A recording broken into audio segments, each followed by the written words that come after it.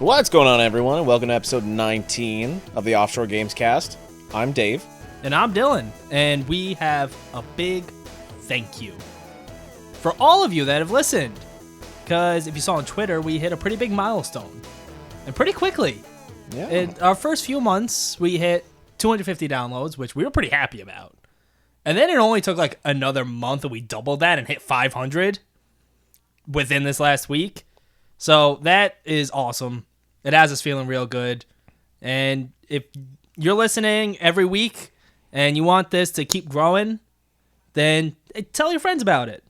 You know, leave a rating, go to the website, like stuff like that. It helps a lot. No one wants a stagnant podcast. No, and we don't want to be stagnant. And we're not gonna be. No, we have plans in the future. We're not announcing now, but keep your eyes and ears open because they will be coming soon. Some new and exciting stuff. Yes. Yeah.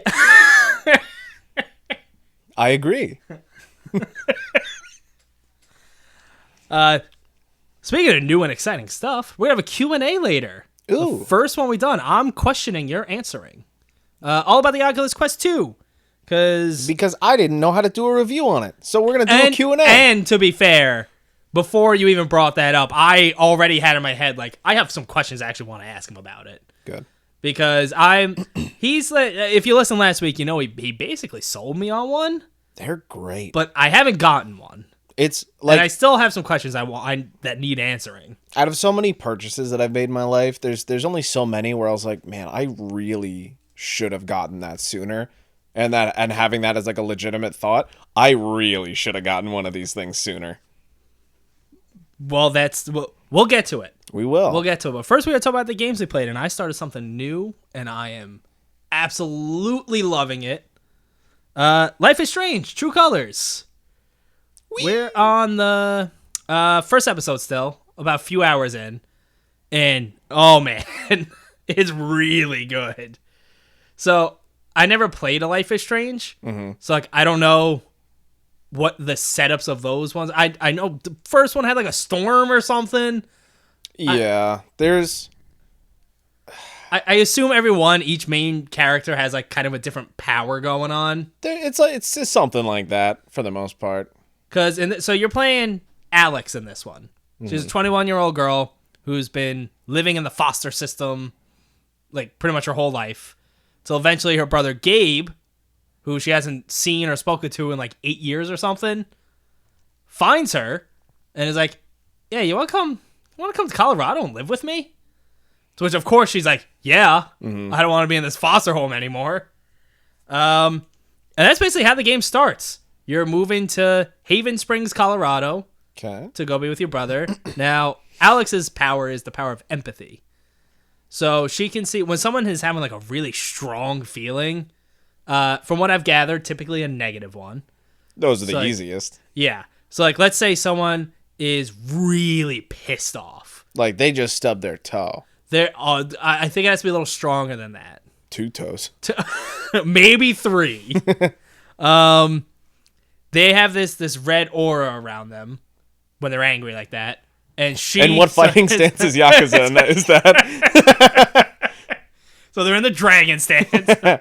So they have this red aura, and so she starts to feel the emotions pretty much uncontrollably. Like she can't stop it. My fucking toe! So her toes will really start to hurt. Walks over, puts her hand on the shoulder. I understand! I'm with you! This shit sucks! So it's like anger, when that overtakes her, she maybe lashes out. Because, like I said, she can't stop it. She knows it's happening. She tries stopping it and it doesn't work. And depending on the type of anger, she might like kick the shit out of somebody. Uncontrollably, for example.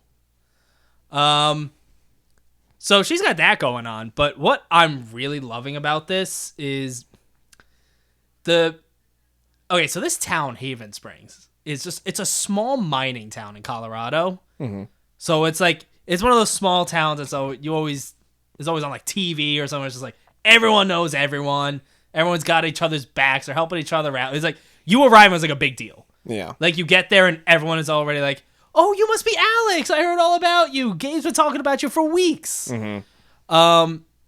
And I think that's kind of the premise of every Life is Strange game. so yeah, that's what I was gonna say. Like, I never play one, so I don't know. Like take the what first that one for is. example. It's like you go to the diner, and obviously the waitress knows everybody, and everybody knows the bad guy in the RV by the beach, and there's Okay. this and that, and So I guess totally that vibe. yeah, Because like you're living above a bar that where your brother Gabe was originally staying, but now he's basically living with his girlfriend. So it's just your like apartment now. And what a fucking gig, dude.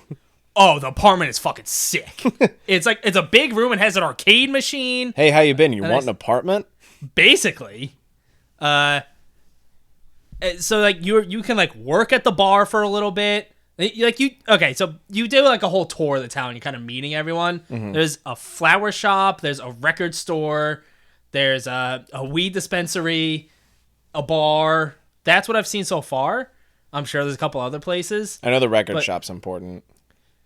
So the record shop is where Steph works, and well, she runs it and like has her own radio show that she runs out of it. Yeah. There is this DLC. I don't know what the deal with it is. They did this thing with the second game where it's like a little bit of extra info and like world building before you actually play. So for the second one, for example, is the adventures of like Captain Awesome or something like that.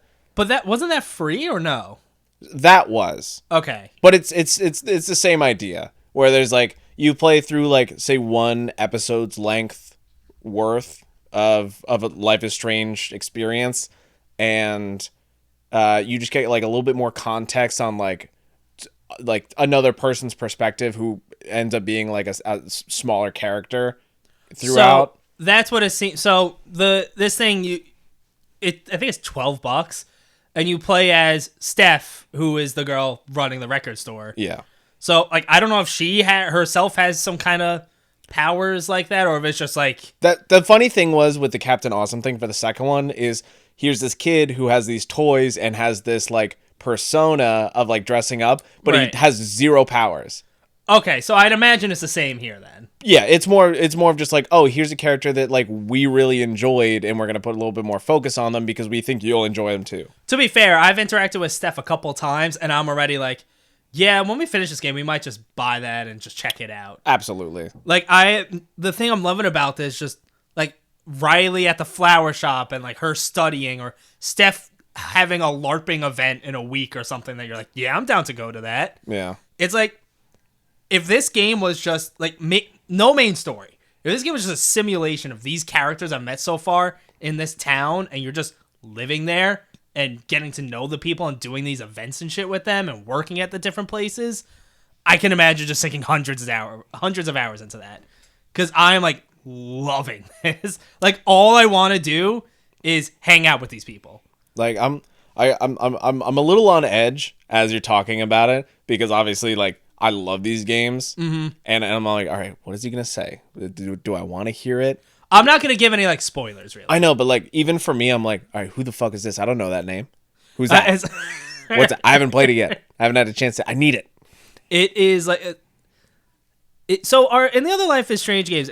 Are there powers like emotion based like that, or So in the first one, you played as Max, and her big thing was she could manipulate time. So the way that they went about of her explaining this to her friend was like, all right, like she shows everything that like that's in her friend's pocket, and then we'll rewind time and be like, this is in your pocket, that's in your pocket, this is in your pocket, and whatnot. In the second one, Daniel has isn't the second one like the same characters? no. Okay. It has Didn't like they do something with the same characters from the first one? so there. Okay, so you have Life is Strange. Then you have Life is Strange Before the Storm, which is a prequel to the first one. Okay, that's what I'm thinking of. Yeah. Which that one also has no powers, Oh. but that's like a okay. straight up like full-fledged like release. Okay. It's not like a one episode thing. Is that okay? In Life is Strange 2, you have Daniel, and he has like telekinesis type powers and like almost like Okay. force type stuff in a way. And then Alex has the emotional stuff. All right. One thing this game does really well, which I haven't. I haven't experienced through a game, but like I get it. So you haven't seen your brother for 8 years or spoken to him. Mm-hmm. You don't know who any of these people are. You've been living in the foster system. You're 21 years old. It's like you're kind of an introvert. You're a little awkward. That like feeling of meeting a bunch of new people. Yeah. We all know it. It's Yeah. awkward. Sucks. Especially when you're like a situation rises and you're left alone with someone who you just met. Yeah. This game does like a perfect job of giving me that feeling of like, I like this person just fine, but I don't know them and this is a little awkward. Yeah. And it's not like a negative feeling I'm getting, but it's like I haven't had a game encapsulate that feeling so well before. The people who make these games do an incredible job when it comes to the tone and the writing and the characters. They just feel real and they just feel that's good. what I was gonna say. It feels natural. Like it feels like this is how it would be meeting all these people for the first time.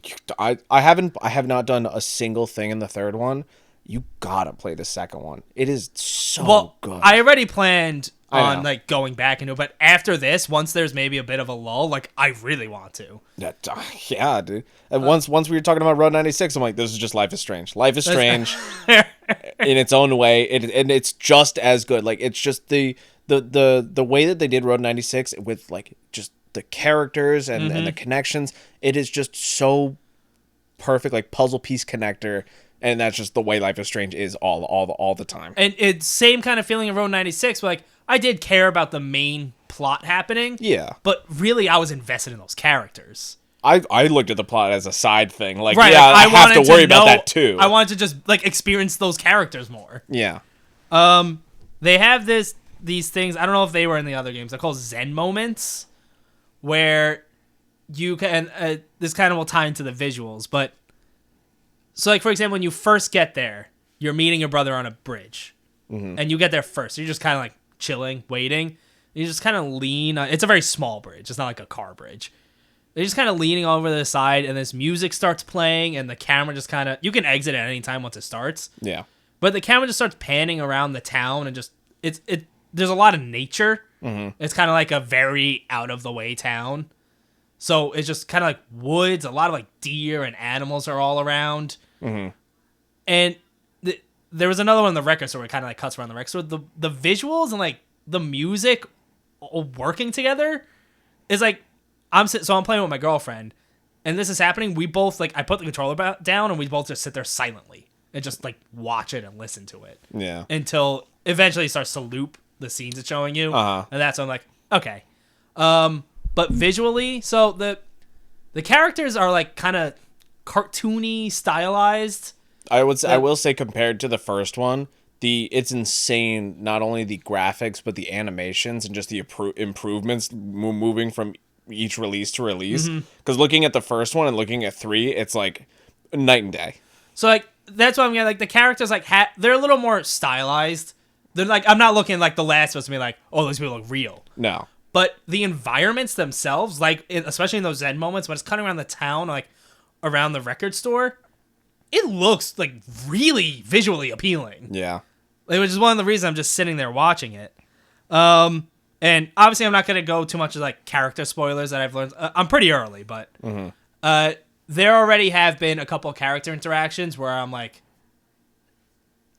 wow, that's like this is getting serious to the point where I'm like, okay, there's no way this game is not making me cry at some point. No, it's like I'm already feeling that, and I've been with these characters for like 2 hours. These games are really good, dude. I am the second one, man. Like I said, never played one, and I'm just like so fucking hooked. Like the way I described it in the blog is, I'm getting the feeling I get like with Squid Game when you start watching a show and you just immediately get so hooked that you're like, I'm gonna stay up all night and binge watch the whole thing. Yeah. I at no point want to put the controller down and stop. I'm like, I just do need sleep. I'll just stay up tonight all night and just play this game. Mm-hmm. It is really fucking good.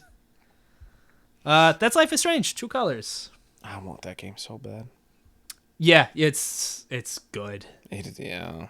It's such a good series in general. Like I said, I was already sold on going back and playing the original games, but knowing I didn't need to for this, I just jumped into this. But now I'm definitely like, yeah, I don't need to be sold on this anymore. Yeah. I started a new game. I started Far Cry 6. Let's get into that, because I know you were really excited. I was and I am. There's a lot of things that I like, and there's a lot of things that I really don't like. I similar to how I worded in the blog. I'll start with the stuff that's good. I'll start with all the fun stuff first, because in general, it's so much easier to rag on the bad shit than talk about the good stuff. Yeah, especially if the bad stuff is usually more in your face than like the good stuff. Yeah.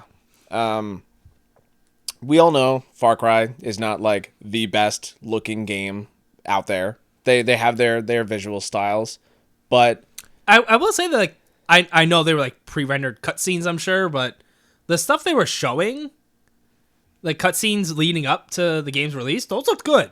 they look good. Some of them Like Esposito looks like Esposito. He looks good. well, you get to the point where it's like pre-rendered. Yeah, that's incredible. Yeah. But then there's like in-game pre-rendered cutscenes in a way. Okay, not looking as good, those ones. I mean, it looks good, but it like again, like it's not gonna be The Last of Us. Okay. But there are moments where I'm just kind of walking around very early game, and I've noticed this since Far Cry 5. Very early in the game, Far Cry 5, New Dawn, and 6 just have these moments where you have no choice but just to stop. And I feel like in certain games you don't really get that feeling of like I have to stop and just look. Mm-hmm. But like we talk about the oh, you put this in the blog and it sounded really good. Let's put it as a highlight. Yeah. I specifically did one for Far Cry. Just for that. Here, let me go down to it because I was just a big fan of it. Yeah, like Far Cry 5. I've played a few Far Cry games. 5 is the one I put the most time into, and it really didn't get me. Yeah. The intro is fucking incredible, though. There's it's a perfect tone setter. It looks it hooks me, and then like for me, it just didn't go anywhere after that. I'm just saying, just based off the visuals. Well, visually too, Yeah. it was like it was good. There's a lot of things I really dislike about New Dawn, but specifically there's one part as you're walking across this like river and you're coming up after the events of Far Cry 5, and all these new like pink flowers have grown in, and there's so much vegetation, and you just stop and you're just like in awe by everything that you're seeing. Not something I'm necessarily surprised by, since these games have had moments like these since Far Cry 5, but each time it happens, I still sit in awe as the rays of light from the sunset fall slow and soft like orange clouds behind the green palm trees resting along the shore. But I say that in such a way, but I literally stopped. I stopped and I'm looking, and the sun is setting, and the rays are overlooking the palm tree leaves. It sounds like you're just writing like a fucking poem. But it's true. I'm sitting there and I stop. I'm like, the water's great. It's reflecting the light on like the oranges of the sky. Like I just have to stop and I have to look at it. I get what you're saying, but it's just I know. But like it's true. It's just, and it's those were the colors, those were the items. No. It was pretty soft. I'm probably laughing more than I should be, but whatever, man. It looks good. There are so many parts where I stopped, and it's nice being in the. So, one thing that's clear to me is that it seems like for this one they took a lot of the big things from each of the previous releases, like one thing from them, and it was like, all right, let's put it in. And the one from 3 is the fact that you're back on like this big, like jungly archipelago in the middle of the water and whatnot. So like, there's that. There's something for Far Cry 4, 5, and New Dawn. They just take everything and they throw it in there. But the way that like compared to the other games, the wilderness looks, and just like overlooking like a small town or like these little moments, they just look really good, and you just have to just soak it all up and just take it all in. There's two other big things that I really enjoy. One of them is the updated Fangs for Hire system, or how they call them Amigos for Hire in this game, is each animal that you get, you start off with Guapo. He's the crocodile, the first one. Shortly after, you come across, or at least first one for me, because the way the Far Cry games work now is, hey, here's the big area. You got 3 main objectives. Tackle them wherever you want. So the way I went, I got Guapo. And the way that they do the progression for the Fangs for Hire is cool in a way, is there are passive skills locked behind challenges associated specifically with that animal. So take Guapo, for example. I don't remember exactly what the skill is, but like one of his challenges is use him to take out 50 enemies. Okay. And whatnot, or have him revive himself this many times. Mm-hmm. Chorizo, on the other hand, he's like the super cute little distraction, and you send him over to distract 10 enemies, and you will unlock the... Oh, so does he not really fight then? No. That makes sense. He's so cute. It's fucking adorable. The way they do it in this game is... In Far Cry 5, you had like a map icon, and you would go and do like a short little side quest to do them.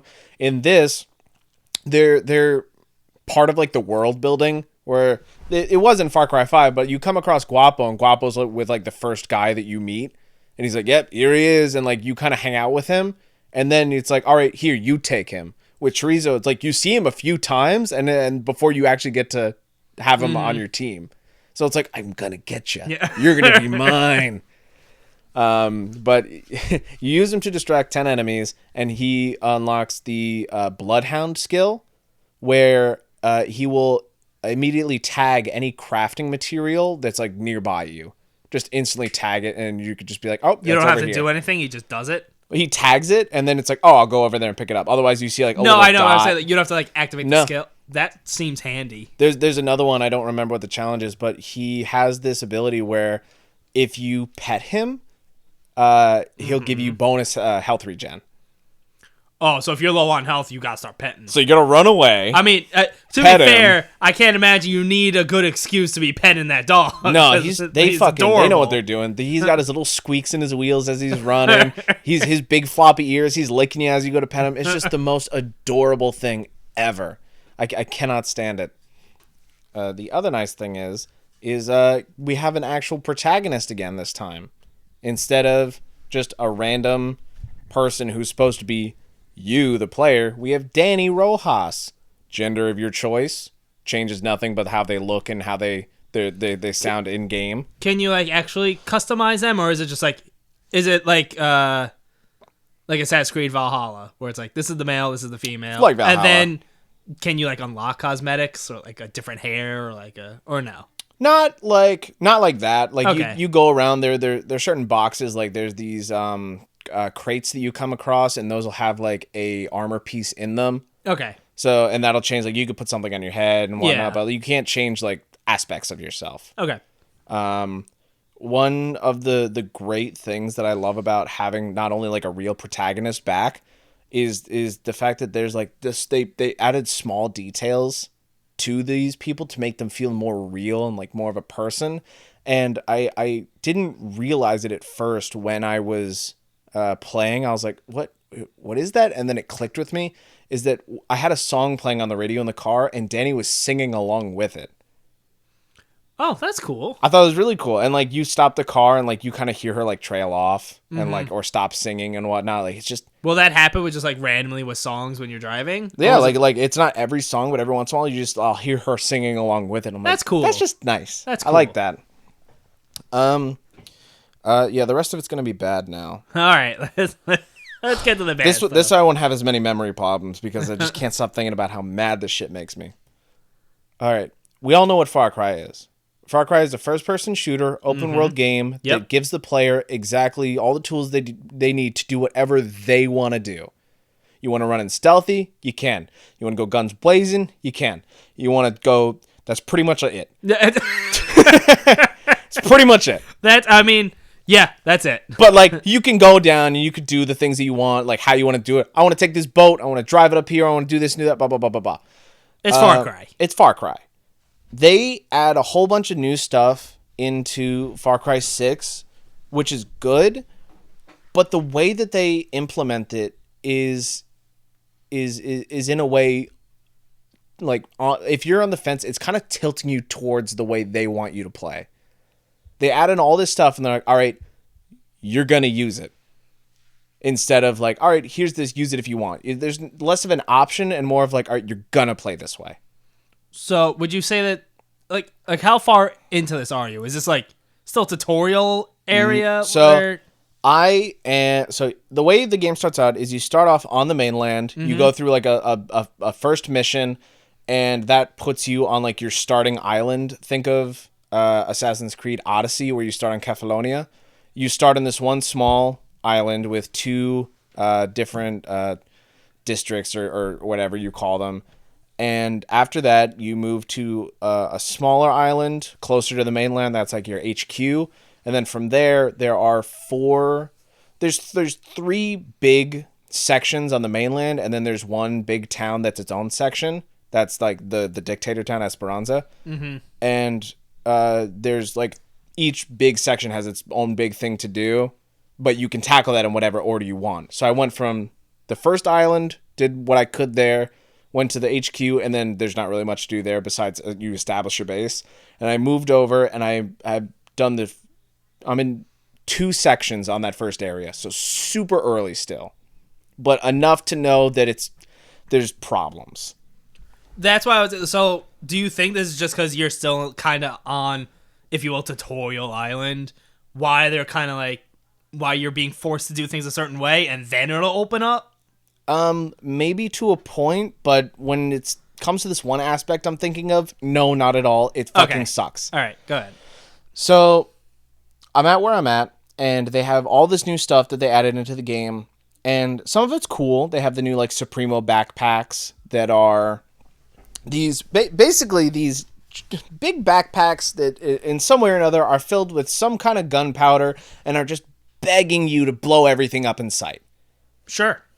That sounds like a video game. I'll preface this by saying when it comes to Far Cry games, I love stealth. I want to take it stealthy until I can't anymore, but I want to have the option to go do that. And then when you eventually get caught, you shoot. Yeah. You shoot. But like when it comes around to it, like if I'm being stealthy and I do succeed, it feels even better. Sure, yeah. So you have the Supremo backpacks. I'm like, all right, so you want me to go action-y? I'll also say that there are 2 difficulty modes when you start the game. Story mode. Okay. Action mode. Action mode is labeled as the classic Far Cry experience of just playing. Story mode is like not very actiony and just like you're focusing on the story. So like not a lot of That seems weird. Yes. So there's also new additions to like weapon customization, which wasn't that big of a thing back then. Like you could get like attachments and stuff, but this is like really getting in there. Like get this attachment, these do these things. Here's a weapon. You can put a silencer on it, but the silencer is gonna break and need to cool down after like 5 shots. Oh, that shit. Okay. It was The Last of Us that does that, right? Well, they have those things that break, but like here's the weird thing about this silencer. I'm using it on a semi-automatic rifle, and I'm trying to take out enemies, and they do like a few shots, and then the thing will need to cool down, like it'll get overheated, and I have to wait. Otherwise, it'll just make a noise, a bang, a gun sound. The silencer gets overheated. At least early on. I have other weapons. Granted, they're named weapons, so like special weapons that have a straight up silencer, but the silencer that I have been able to put on a weapon so far have to cool down after I use them. What does that mean? How does that work? We're just getting started. All right, because that like doesn't. Listen. We're just getting started. I know it's a video game, but that like doesn't click in my head as making sense. Yeah. So there's that. On top of that, there's also different ammo types, which, okay, there's like normal soft round bullets. There's like armor piercing and whatnot. Sure. Things get bad when it gets to the thing that was brought over from New Dawn, which is a toned down version of their level gating. Okay, so kind of like Is it kind of like what they did in like Assassin's Creed when it became more of like an RPG? Yes. Okay. To which, in the way of Far Cry and guns, it doesn't translate well. In a game that isn't focused on loot and stats, having level gating, it doesn't fit. So on top of that, all the enemies have health bars. They all have health bars. They all have segmented health bars. Each district on throughout the game has like a base level that they recommend you to be at in order to essentially make it through on like what they call like a normal playing field. There are certain instances where you'll come across enemies that'll have red health bars, which will have more segments to them. And those are like, all right, so those are harder. You can go and deal with them, but it'll just be much more difficult unless it's a story moment. So, for example, on the first island where you're trying to figure things out and get things together before you hit the HQ, there are 2 large boats that are blocking like the main bay. And like, obviously as a story moment, you're going to have to deal with those boats to be able to progress. But in Far Cry, it's an open world game, so I can just go to those boats whenever I wanted to. And in other Far Cry games, you could do that. Even if it was a story moment, you can go to the places you're not supposed to be yet, and either you won't be able to access it or you will, and when you come back, enemies will just like have respawned or this or that. So I'm like, all right, but I go to these boats, and I'm like, all right, there's a crate on here I want to get. So I'm going to take out all the enemies, take the crate, and whatever, when the time comes, because I know for a fact this is a story thing, I'll just come back and do it again. So I go there, and I'm like, all right, they got red health bars. I'm like, all right, we'll figure this out. And I'm working my way through, and I'm taking them out. I'm trying to be stealthy, and it's a little difficult.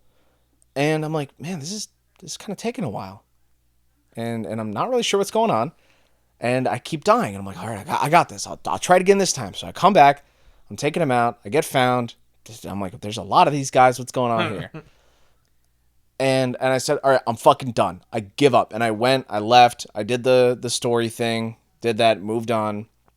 Moved to the first like main section of the island. And I started doing like the outposts and stuff. I'm like, what the fuck is going on here? Like, something's off. Something is off about this game. And what is it? The most glaring issue that I have right now is that they have not properly balanced the way the leveling is and in enemy spawns. In a Far Cry game, enemies don't respawn.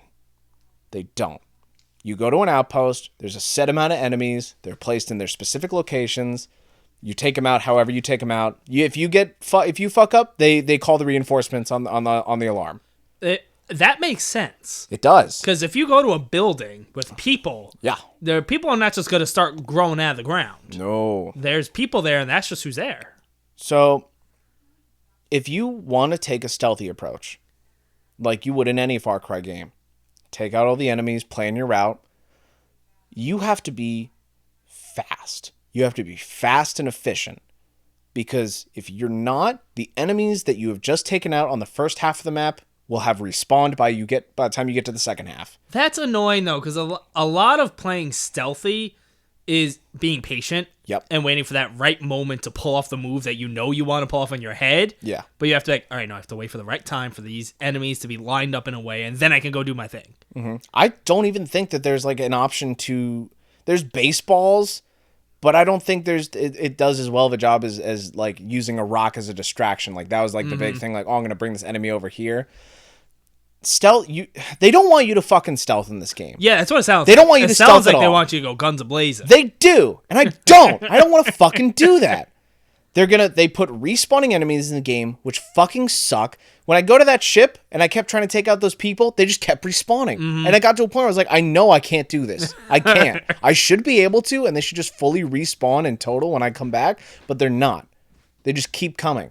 So you can't stealth. You can't run in and like take down a few enemies and go out and like where you wait. You walk 50 feet, they're back. I started going down. I imagine even just for like a big outpost, that's just a problem. Absolutely.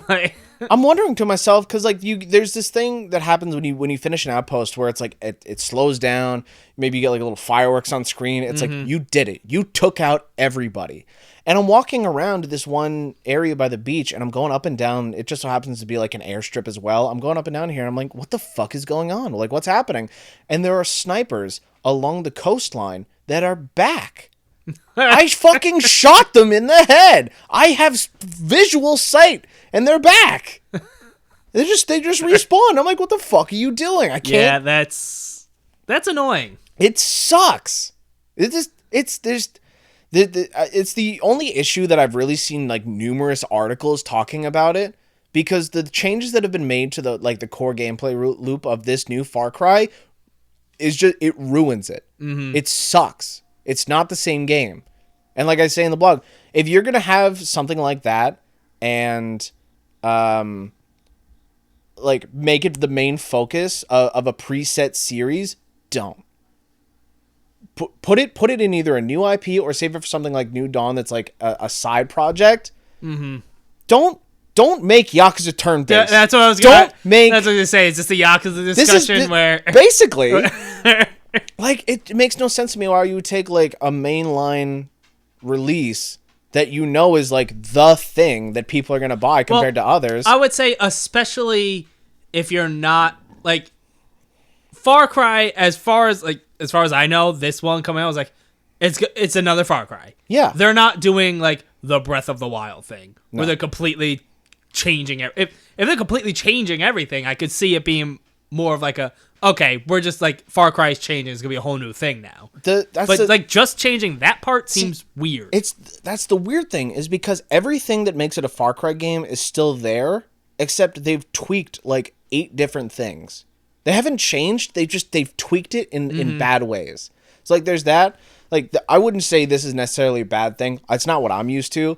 They did the thing like Assassin's Creed did with like their exploration feature, where it's like we're not really going to give you a lot of icons on the map. It's more of like, all right, you find it and then we'll put an icon or we'll figure something out. Like it doesn't tell you. So that's like the what was the mode called in Assassin's Creed? Was it exploration? Maybe. But it was like that, yeah. You're not going to go to a tower and get the map icons. You have to like go explore, and then once you're there, it's like, oh, I discovered this. Yeah. So like when it comes to like certain collectibles or like maybe a few side quests, like you'll come across and be like, oh, it's here. It's just here. Or you'll find a note. So this is just the default for this. Yeah. But like I'm going to go and I'm going to buy the map, and then it'll just tell me where everything is. Okay. So, okay. But like there's that. Enemies respawning. Fuck that. It sucks. The gun customization, where because of the level gating, you now have to use different bullets and different ammo types to take on certain enemies and whatnot, which is the thing that fucking, I'm gonna say it again, ruined the Wolfenstein games when they came out with Youngblood. They came out with this level gating bullshit, and in what's they said a canon.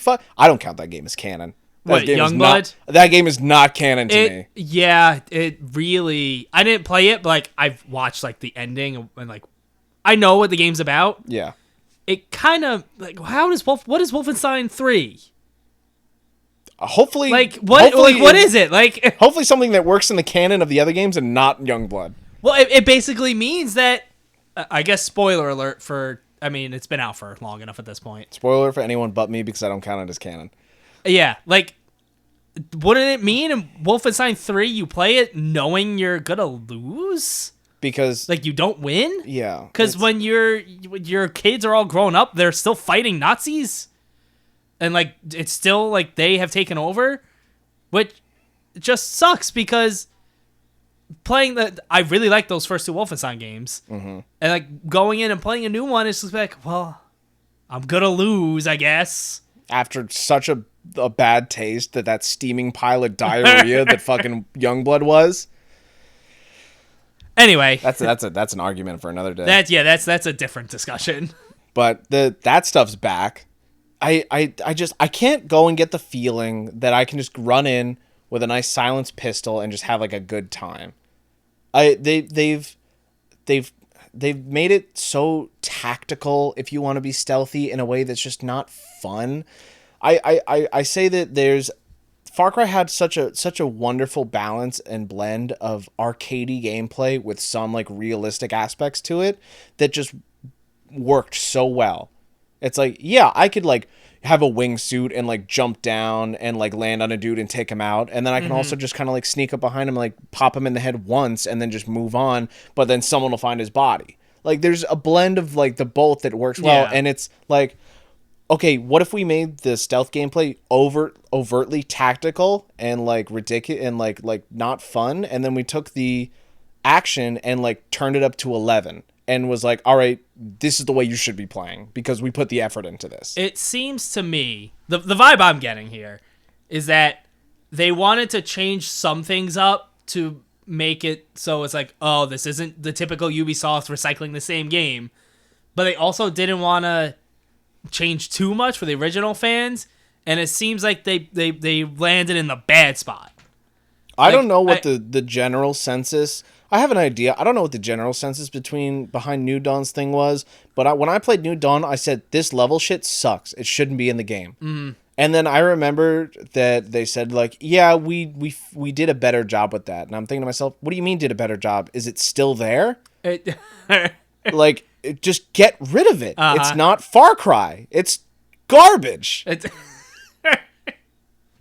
And it's so frustrating because I just I've been so excited all year, and I hate that these issues are like ruining it for me because I want to have fun with this. You were really excited for like over a month. I've been excited for 4 months. You were saying that like, you can't play anything because you just want Far Cry. Yeah, this is the game that I want, and the game that I got, it doesn't feel right. Yeah. Someone made me a cake and used a different kind of sugar, and I fucking noticed.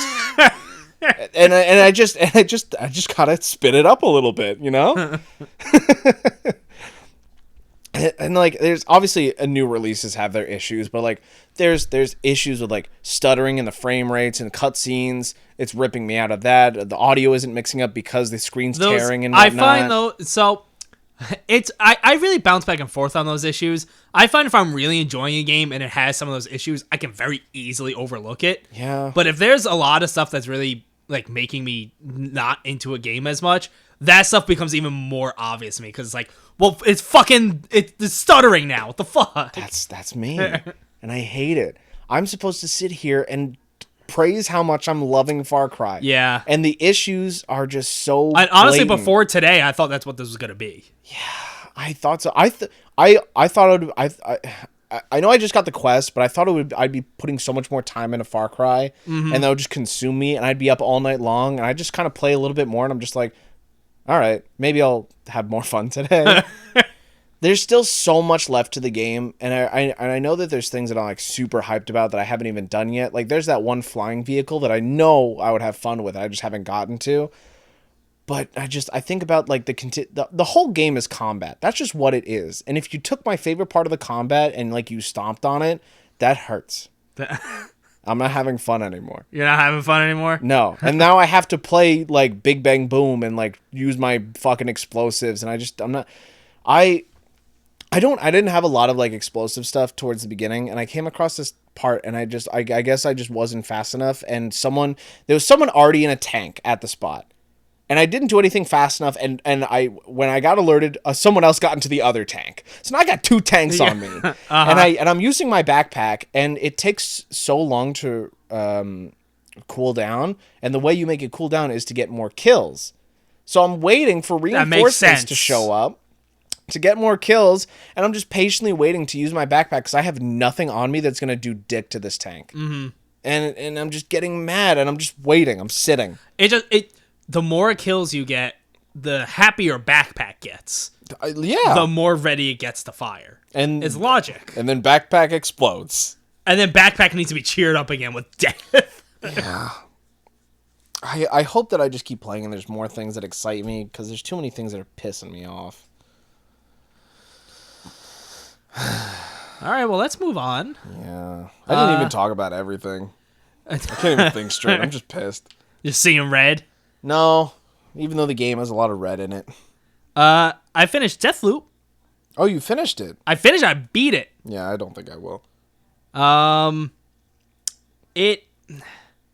So I talked. I can't say the thing I want to say I know. because I told you about this beforehand. I can't say because it's a big story spoiler, but you find out a piece of information. And then, and I've complained about this before, where like it's inconsistent, where Colt knows something, and then he reacts to it as if he didn't know it already. Yeah. This is a similar kind of thing, but it's really poorly timed, and it's a little like, really? You're gonna say that now, knowing what you know, that when we do a thing later for like Game of the Year stuff, and we can talk more about spoilers, I'm gonna say it then. Yeah, it feels like one of those things where it's like it feels like such a small percentage chance that would happen. Sure, but it did happen to me, and that really stuck with me. And I was like, well, of Colt, course it's gonna. Really, Colt? What are you? Come on. Yeah. But yeah, I finished it. The story just kind of didn't go anywhere for me. Like, it just kind of happened, and even the ending where you have a few different choices. There's a few different endings in there in this like final moment. Like, I'm like I ended up just being so not interested. Yeah. Like, it really didn't do anything for me narratively. And the best part was that final day, that last loop where it's like, I got all the information I need. I know exactly what I need to do in what order. I got the people where they all needed to be. But it's also like, I've already done all these things too.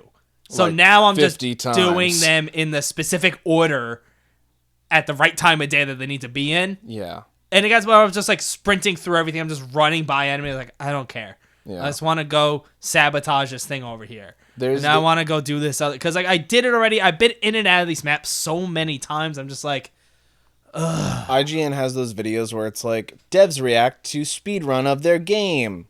Insert game here. Sure. And they did one for Deathloop, and it's like 20 minutes. And I thought to myself, I'm like, I really have no interest in like, keep playing this game. Maybe I'll just watch like the 20-minute thing, and I'll just watch that video as my walkthrough, and I'll just do it. And I won't have to like think about it, and I'll just have it beaten. I think like, you could say you beat Deathloop. And I'll be like, yeah, and I will be like, I don't give a shit. I just followed these steps. Well, the thing is, outside of needing to do a couple of, I think you would still need to do a few loops to like do some things to get characters in certain places they need to be, and to get certain pieces of information that you may know, but you need Colt to know to activate. But for the most part, you can do a lot of that stuff.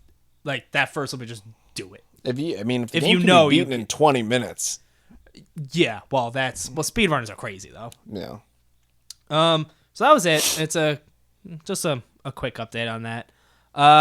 We're gonna take a quick break here. We'll get back to more games, but we're gonna play a little something for you from our friends across the sea.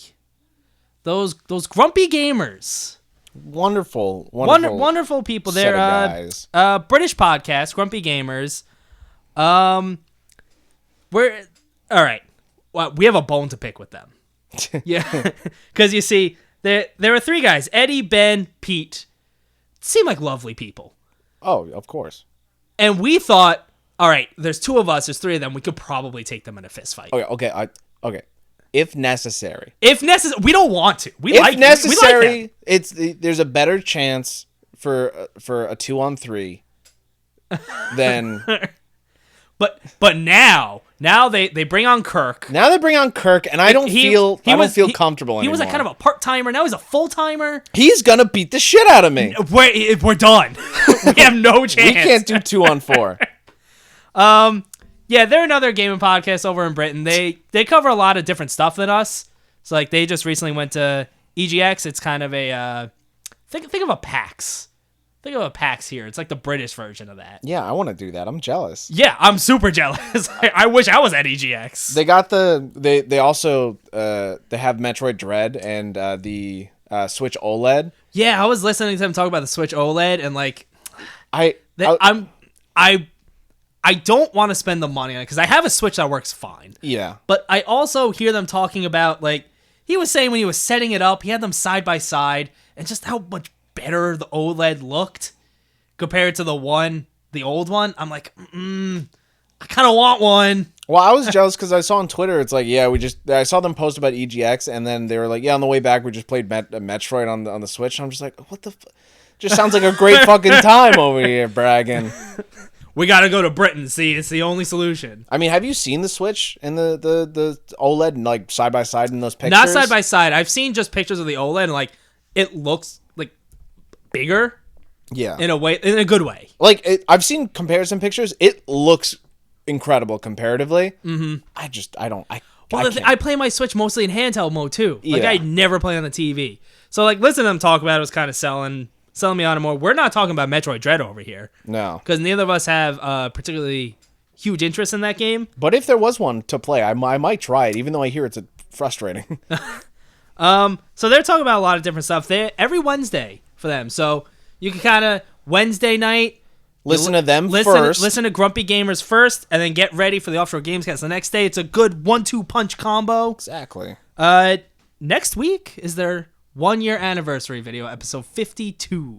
It's insane That how fucking is- fast time flies. Yeah, that's crazy. So congratulations to them on that. Woo! All of our audience. They do this top 3 segment thing where they all kind of they bring a few games to the table and they kind of battle it out to come up with a definitive top 3 best of all time. They haven't said what they're doing yet, but they will. They're doing one next week, so check that out. Listen every Wednesday. Grumpy Gamers. Listen to their little trailer here. If you like highly professional British podcasting Hello and welcome to Grumpy Great. and you enjoy seamlessly delivered content, and if you want to tweet us, it's podcast at... No, it's not. With a family-friendly atmosphere. Eddie, do you have any sick burns for Ben that we could lead off with?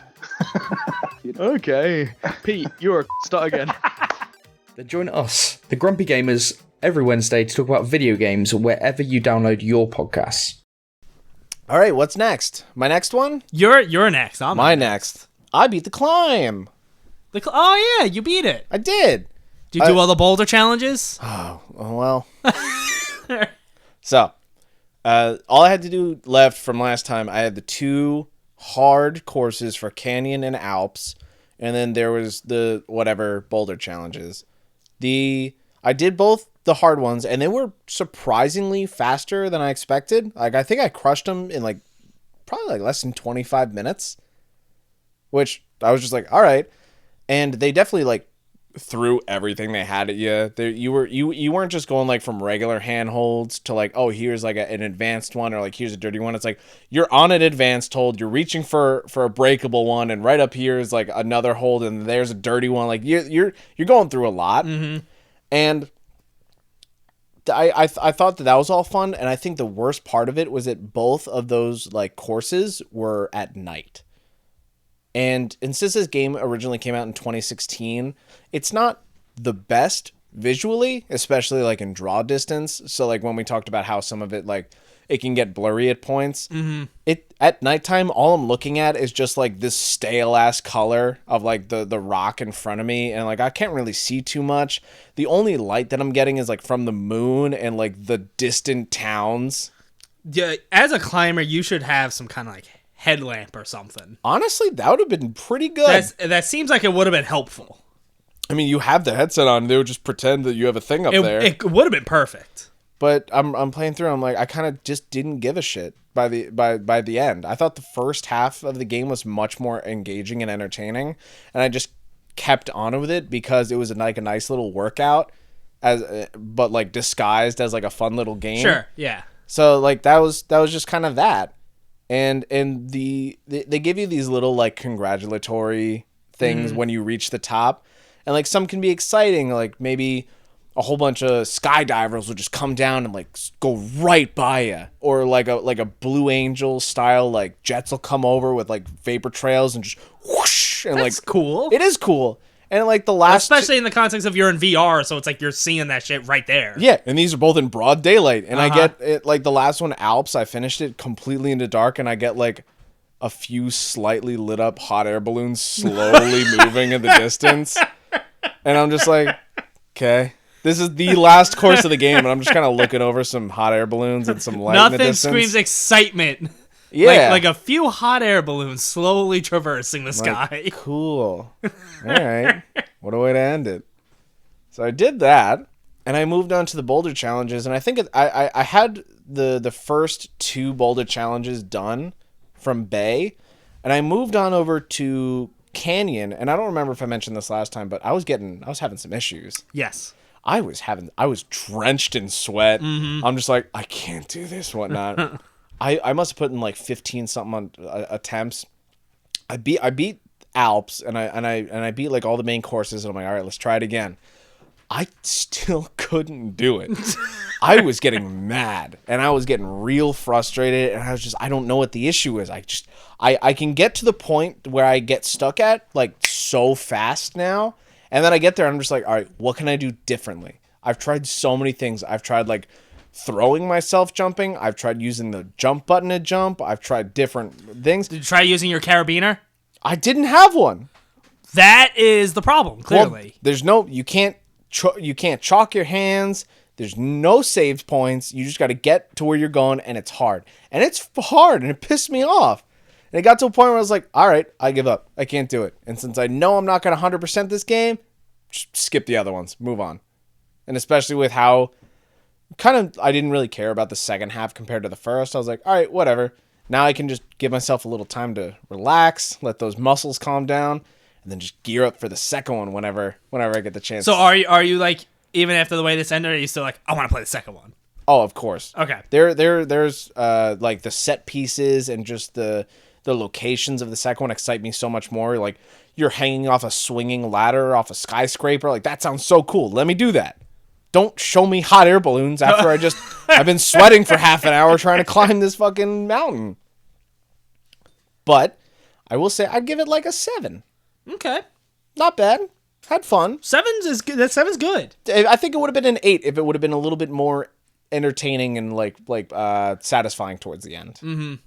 But it's still, when you get it, please get honestly, this at game. this point, it's more of a when than an if. When you get it. Yeah. Oh, it's such a fun, it just feels fun to play. Unless it's nighttime. I kept thinking about Sable when I was playing those 2 sections. I'm like, this game just looks like shit at night. Hate it. Okay. In the daytime, I'm having a good time, and at night, I'm just like, fucking get me out of here. Climbing, fucking handholds breaking, like, son of a bitch. Just Come angry on. climbing. Yeah. I finished another game. Oh, yeah? Yeah, No More Heroes 3. We did it. I did it. You weren't there. That's fine. In fact, I beat No More Heroes 3. I put the Switch down, and then I slept for approximately 11 and a half hours afterwards. Nighttime. Yeah, I was tired. Well, it's nighttime. Not related to No More Heroes 3. It wasn't the reason I was tired. Fucking exhausted. Drenched in sweat. I was doing all this climbing. I'm kind of sad there's not going to be a No More Heroes 4. Really? Like, this game was not perfect. Well, first off, it ends, and obviously I'm not gonna like go into the ending, but it sets up a sequel. Like, Why? It sets up the possibility.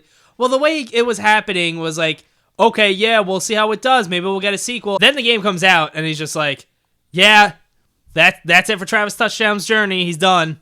Like, this was it for No More Heroes, and like, it just sucks because this game was not perfect. Yeah. But when it was, so I was worried going to, you remember I was saying that, like, Yeah.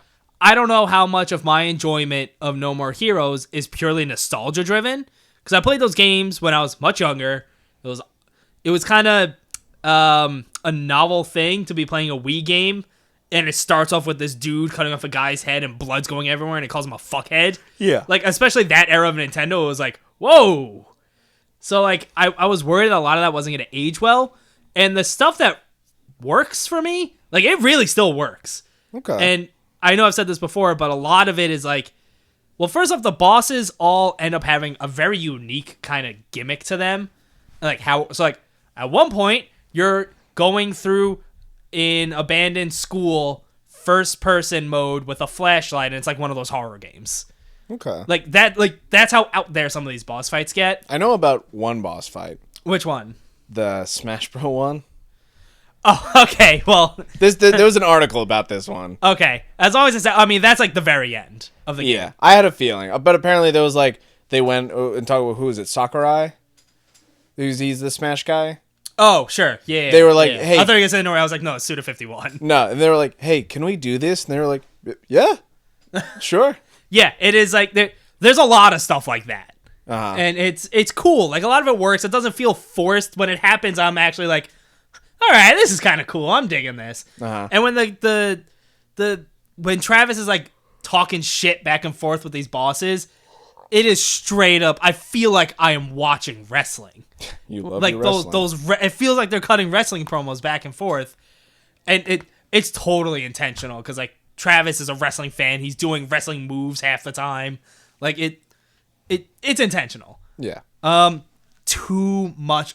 If you cut out like all that filler bullshit between bosses, we have to go do random wave battles for no reason other than to get money and get gems that you need to go do the next boss fight. Mm-hmm. That shit doesn't work, and it kind of kills the whole pacing of it. Yeah.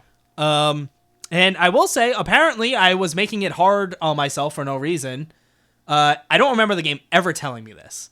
I have stats I can upgrade. Really? Now, I'm almost at the end of the game. And I'm like, I like can't do shit. It's just like one of those wave battles, not even a boss. I'm like, they're destroying me. And I'm in the pause menu, and I see I have a bunch of stats that all say level 1. And I'm like, so is this just like, can I actually do something? I look it up, and sure enough, I had a shit ton of currency to almost max out like my health, my attack, everything. Yeah. And from there on out, I fucked up the rest of the game. I bet. So I was just basically playing on hard mode for no reason. But yeah, I still am hoping that at some point, sooner rather than later, they do swing back around like, yeah, we're going to do a No More Heroes 4. Because I want to see more Travis Touchdown. I want more No More Heroes. Hopefully. We'll see. It feels like they fuck up a lot, and then they're just like, And so, like, this was definitely... I didn't play... What was the fucking... Travis Strikes Back. Yeah, I didn't even touch that. Because that was really not what I wanted. Yeah, I didn't like it. So, like, this game was still, like, good to me. It has problems that they're undeniable. Yeah. But... That's why I got nervous when I started seeing reviews come out. I was like, uh-oh. I was nervous, too, and I still, I certainly get it. But I still, overall, I enjoyed my time with this game. Mm-hmm. And I would want more. Okay. That's all I have to say about it. I played a little bit more of Walking Dead, Saints and Sinners. Oh. I You kill any more husbands? Well, I'll start off by saying that the way that the saving works is it's based on traveling or finishing missions, because I just there's no way to just save the game. When I left, for whatever reason at the time, I had to restart that whole section over again. Oh, okay. So, like, remember I said I got up to, like, the blue house and I just stopped there? You have to go back to the blue house? I had to start back up, talk to the woman. Oh, okay. Have this conversation again, and then go to the blue house, do the rest of it. Random question. Can you just, like, kill her if you wanted to? I could piss her off.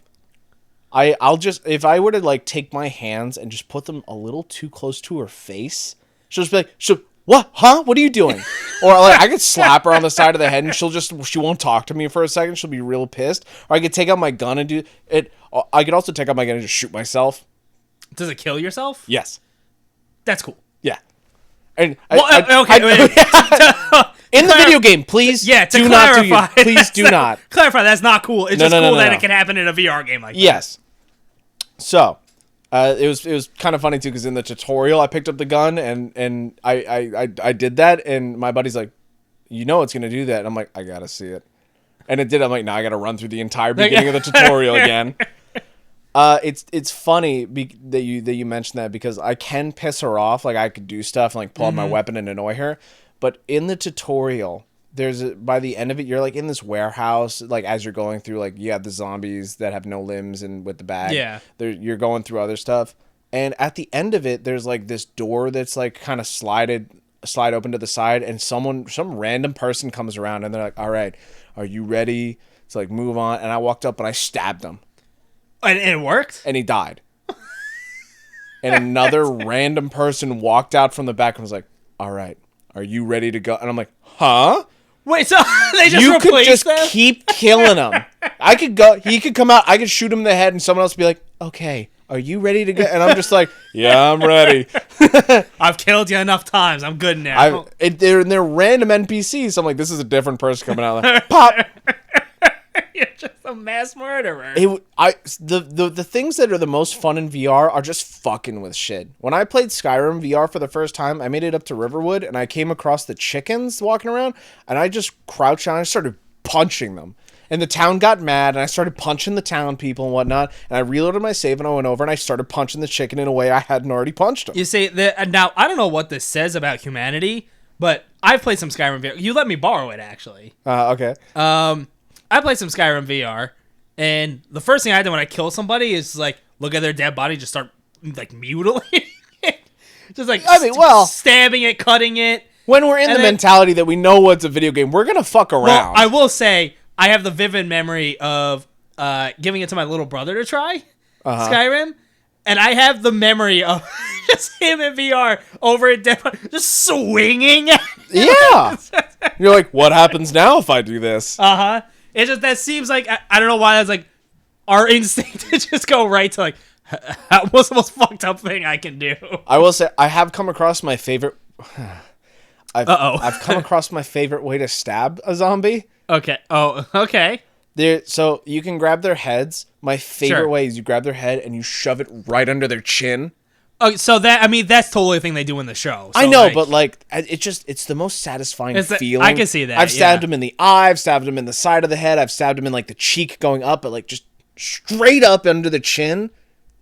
You're so personal and so close to I mean, them. like, it sounds. I'm excited to play this at some point. It just sounds cool. So since I finished that first section, I've come across a few little more tidbits that I just really got excited about. Are you playing it like standing up and moving around, or are you just sitting down? Standing up, like walking. I'm walking around. Oh, okay. Like you use the left stick to like smooth walk. But just like in a tight area, just like okay. I go out, like I'm leading my head around corners and stuff. Like that's cool. It is cool. I'm cheesing a little bit. Like I am standing up and walking around, but if there's something on the ground, I really don't want to bend over a lot, so I'll hit the crouch button. So like that's understandable. I'm physically standing, but like as I look down, I'm looking down, and like the concrete is like a foot below me. So, like, technically, like, it's up to my chest as I'm walking around, so I just go pick it up, put it in my backpack, and just get up again. Yeah, but that, I mean, you're not playing this game to do squats all day. No, like, but it's just funny from the perspective of knowing that I am standing up and, like, what I'm seeing. I came across, so you know how I have the backpack? Apparently, there's a feature to just quick store items. I didn't know that. Where you don't have to, where you don't have where to I don't put have to it in take your the backpack? backpack off every single goddamn time I find something. Oh, what do you do? I can just take the item and hold it over the shoulder where I have the backpack and let go. That makes more sense. I can do that with anything. Like weapons, I could do it with. Can you do it with story items? A dead zombie? No. Well, you can't do it with anything then. I got. We'll get to that later on, but I got mad about something about moving stuff. As I'm going through the blue house, I'm exploring. I'm picking up all the shit, throwing over my shoulder.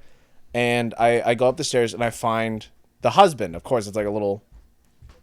You could call it a set piece. Like, he's the only one in the attic. It's a little creepy.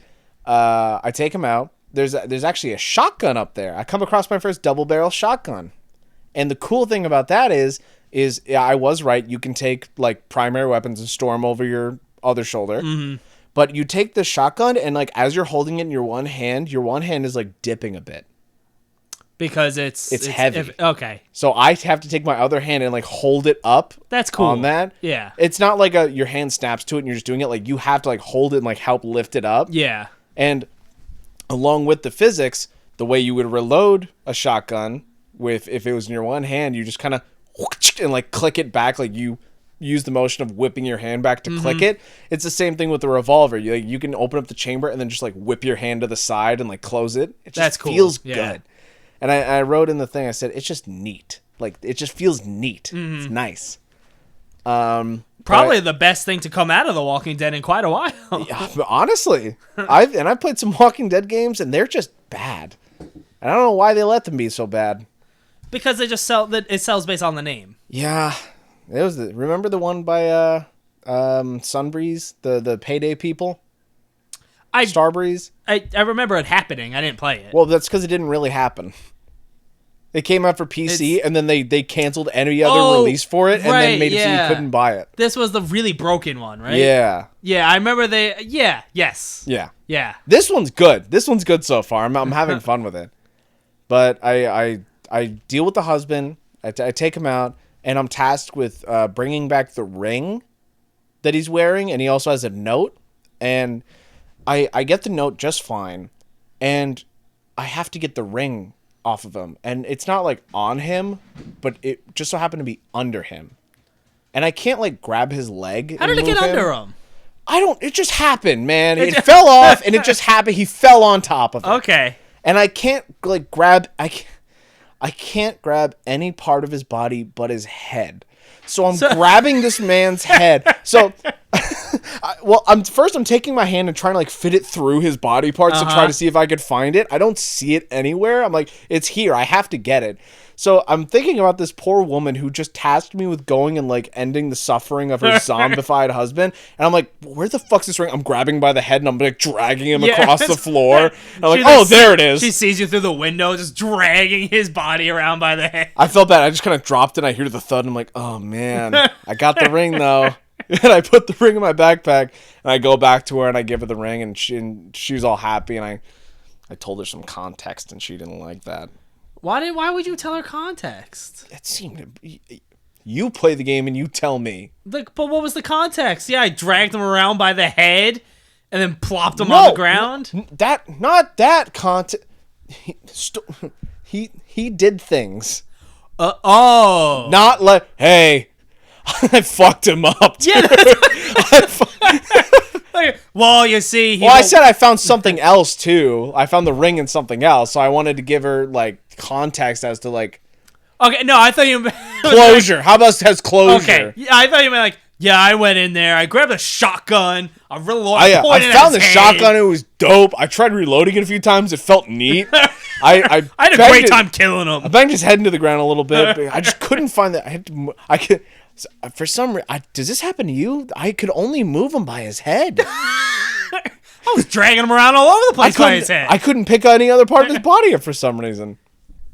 But I told her and whatnot, and she was like, "Oh shit!" But it felt like the right thing to do. So I did what I had to do. So now that you're saying, like, yeah, I would probably do the same thing. Yeah. I went back into, like, my little skiff, and I used that to travel back to skiff. Is that the bus? Well, a skiff is like. Do you know what a skiff is? No. A skiff is like a very small boat, like a fashion boat. I thought you had a bus. Well, I use the skiff to get from place to place, and the bus is like the hub. Oh. Yeah. So I traveled back to the hub. So you got a skiff and a bus. Yeah. You're kind of like the bus ain't fucking driving. You're kind the of bus like, ain't going but you're nowhere. still kind of like a rich guy in the apocalypse. You have a boat and a bus. I have a fucking I have a raft with a motor on it, and I have a municipal prison bus that can't drive. It's all about perspective. I'm rich. So, turns out I wasn't at the Blue House to deal with the husband. That wasn't my main objective. I'm collecting the items to use the radio at the bus. And you know what was in that Blue House? A piece microphone. Of the radio? Yeah, okay, yeah. That seems like an important piece. The most important. You need to talk. I mean, I needed the battery and the antenna as well, but I needed the microphone. And you need to revive the Offshore Gamescast in the apocalypse. Of course. I start tuning the radio, and I get somebody, and I go, "What's going on, guys?" I'm Dave, and then you're just waiting for an answer. And you are? I set the frequency. Apparently, I have these notes from like the person who that I found who used to be here, and I'm like trying to find some information, like what the fuck's going on. Turns out there's this full overarching story that's going to be taking place where there's this dude on the other side, and I gotta go meet him. I gotta go figure out what's going on and like what secrets have been going on. And as I'm talking to him, and there's like dialogue options I can choose and whatnot. I see in the distance because the bus is in a fucking cemetery. That's where the hub is. It's in a fucking cemetery. That's like the worst place. I'm in VR. You think I don't know that? I see a little light turn on, and I go, "What's that?" And then in front of me, like a little closer, there's like a gate that I can see through the window. I can see like just over a headstone, the gate's opening, and I go, "What's going on here?" And the dude on the radio is like, "You gotta figure this out and like do that." And I'm like, "I don't want to go over there, man." Yeah. So I take my shotgun that I don't use and I put it on my back and I bring my pistol and I'm walking through and I'm like, this is getting kind of sketchy. Mm-hmm. And I have to explore through the rest of this cemetery, like the other half, because you have to explore through the first half to even get to the bus. And apparently, at the end of this little rainbow, I find some information. Some people know what I'm up to, and I don't know who they are. But I'm being watched. That, in the context of playing in VR and thinking about people are watching you somewhere, sounds kind of terrifying.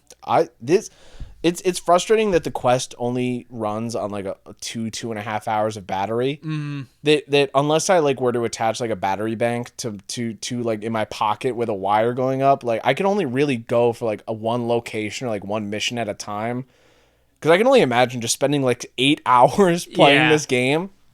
It's a lot, and just some of those extra physics and just whatever extra to help you be more immersed in the world.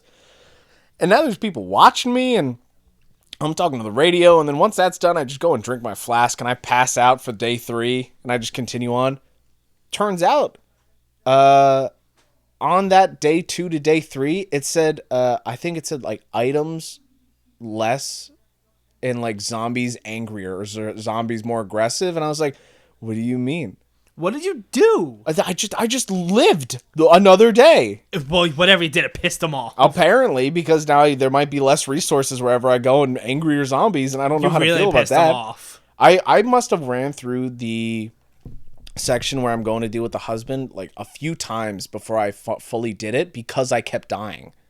Because you can get overwhelmed. It's gonna get worse now. Apparently. And it's frustrating too because it works like a Dark Souls thing where it's like you die, you gotta go back and like get your backpack, and if you die, your items are gone. Do they try to play it off as like you're a different character now? No. Well, all right. But your weapons are fucking gone too. When you die? Yeah, like what if you can? What if you need weapons to go get it back? You find a glass bottle on the ground, you break it against something, and then you stab that. You use that to stab with. That's kind of cool. It is cool. It's fun. I walked over and I accidentally did the thing where I crouched on a bottle to pick it up, and I just broke it, and I said, "Aw." But then couldn't you use it anyway still? Yeah, but it's not as fun when you don't break it yourself. You just kind of sat on it. That's another thing. Don't do that. Don't sit on glass bottles. Yeah, don't do that. No. I don't know. I'm really enjoying it so far. It sounds cool. It's much. I don't think my brain has allowed myself to wrap around just like how big of a game this is, and like how much I need to be doing. When you think of a VR game, that's not what you think of. No, you think of like smaller experiences. Yeah, and this is like a full-fledged title, and it's like it's still crazy for me to think about that's a thing. And I'm going to be spending a total of however long it takes me. It could be 20 hours in this game. That's cool. That's just crazy. I got one more game to talk about. Kena, Bridge of Spirits. I beat that too. Look at you. I was on a little run of beating games. The game for me shines the most in like the last couple of hours, and then it just kind of ends. That's what everyone says. They say nothing happens with Kena to make it feel satisfying until the end. Both her and Toshi, the antagonist, like you don't really learn or care about them until there's like 30 minutes to an hour left in the game, and then it just kind of resolves. Which is insane. Like that's why I was saying, like when I started this, it just throws you into it. You're just kind of there for no reason. Yeah. Like it doesn't build up to this plot at all. It feels like it just kind of happened. Mm-hmm. The combat, and the environmental puzzle, like that started to kind of click with me at the end. You get this this ability, I think it's called Spirit Dash, where they start doing they incorporate that into puzzles more. Like you can only get through these certain spirit gates, like by transferring between the real world and the spirit realm by doing this dash through those gates, which starts to make puzzles a lot more interesting because it straight up like teleports you essentially. And then there are enemies that you can't do any damage to because they're kind of like invisible until you do a spirit dash through them. Yeah. And things like those last like couple hours, things were starting to like, all right, these puzzles are getting cooler. The way they're throwing enemies at me and the combinations is getting more interesting. And then again, it just kind of ends.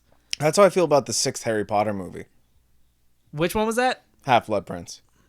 Which one was that? What are they doing in that one? Dumbledore dies. Oh. Well, they start getting, they're like, yeah, Horcruxes. We gotta get the Horcruxes. They start that. And it's over. And then he dies. And I'm just like, movie sucks. I didn't really have that issue because I just kind of like, I watched them way after the fact. Yeah, I didn't have to wait for a new one. I could just watch the new I had to one. wait. Yeah, I had no waiting. But yeah, it's just like, the way it was starting to work at the end, like, I'm totally open to a sequel of this game to where maybe they could just like straight up pick up and then maybe learn from some of that. So we'll see. Like I want, they have a good foundation here. Yeah. Especially towards the end where it could be better. And like even some of the story moments with these other characters, like you just kind of meet them and it's like, all right, I'm helping you now.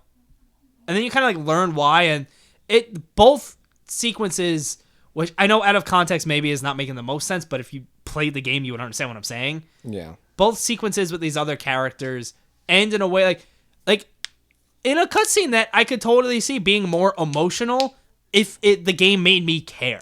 Yeah. And that's kind of the game's biggest problem. It doesn't really make me care enough at any point. Until the very end, and then it ends.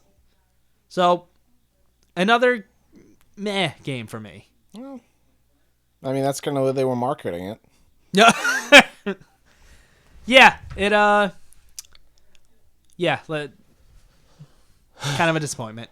But also, like, the end kind of got my hopes up for more at some point. I might end up waiting until, because in December it's supposed to release the deluxe edition physically, so I'll probably end up picking that up then. Why? What comes with the deluxe edition? I don't know, but they did the same shit with Tribes of Midgard. They're only going to release physical editions if it's only the deluxe edition. It probably comes with like it's the game was like $39.99, right? This is $49.99, and it probably comes with a few cosmetics, if I had to guess. Probably some new hats for the rotten stuff. Probably, or like an armor or whatever the fucking. You don't really get armor, but maybe for the DLC. I don't fucking know. I haven't played it. Let's. I hope you're ready to be questioned. Fun time. This is an official interrogation. Fun time, yum yum time. About the Oculus Quest 2. I have that. You have that. I don't have that. Soon. Which is the perfect combination for questions and answers. I'm all ear. Let's just start from the beginning. All right. When Yeah. I was 4. Yeah. That was the beginning? You start out at 4? Look, man, it's complicated. Apparently. So you have the box at home. Pass.